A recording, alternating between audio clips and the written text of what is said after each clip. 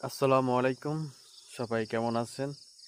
এই যে গরুগুলা দেখতে পাচ্ছেন, গরুগুলা ছিল ওই যে পিছনে আরো গরু দেখতে পাচ্ছেন ওইখানে ছিল।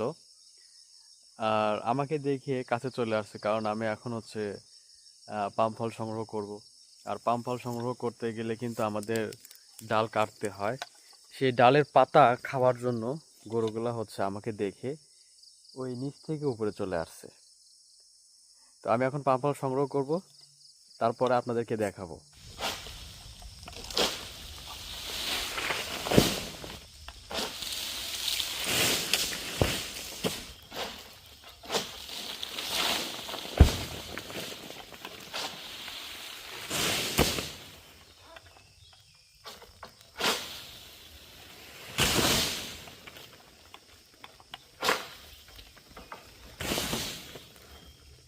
আমি একটা পাম ফল সংগ্রহ করলাম আর 3টা ডাল আমি কাটলাম যেখানে ফল ছিল।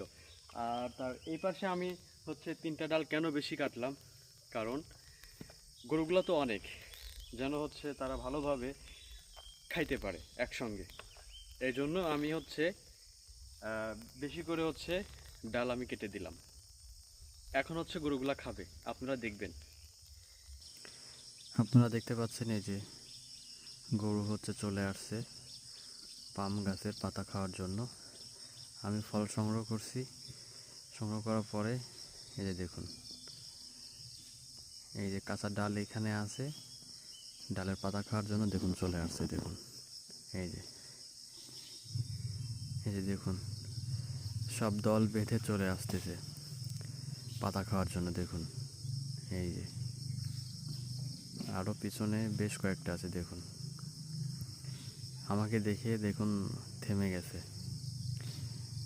দেখতে পাচ্ছেন? দলে দলে সব চলে আসতেছে পাতা খাওয়ার জন্য। আর এইদিকে দেখুন এই যে পাতা খাওয়া শুরু করে দিয়েছে। দেখুন এই যে দেখতে পাচ্ছেন এইখানে 2টা গরু পাতা খাওয়া শুরু করে দিয়েছে।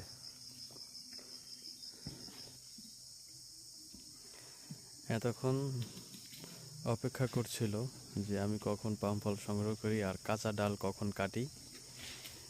আর ঠিক তারপরেই তারা হচ্ছে এই পাম গাছের পাতাগুলো খাবে। এই যে দেখতে পাচ্ছেন সবাই চলে আসছে এখানে পাতা খাওয়ার জন্য। মাশাআল্লাহ, আলহামদুলিল্লাহ, এই যে সবাই চলে আসছে পাতা খাওয়ার জন্য।